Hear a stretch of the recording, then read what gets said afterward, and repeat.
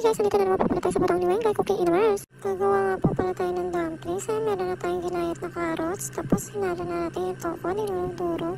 Meron din tayong cream chai at saka daw ng sibuyas. Dinurog na rin po yan. At saka meron na rin tayong mushroom. Pagsama-samahin na natin sila para all together na. Ayan, paghalo-haloin na natin sila. Tapos painit na rin pala ako ng kawali. Igigisa natin siya guys. Ayan, gisa-gisa. Tapos, tingnan natin na asin, ng paminta, oyster sauce, maliit lang.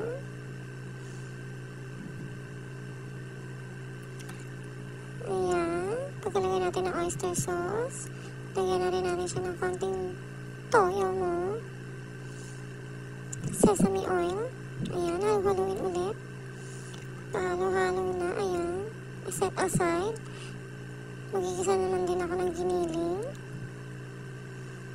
Yung giniling na yan, kung ano po yung nilagay ko dun sa may nauna. Yan din po ilalagay at ipapalasa dyan. Yan, oyster sauce, asin, papa, toyo, at sesame oil. Naglagay nga rin pala ako ng sotanghon. Ayan, binabad ko na yun sa mainit na tubig. Tapos kinapit-kapit ko na.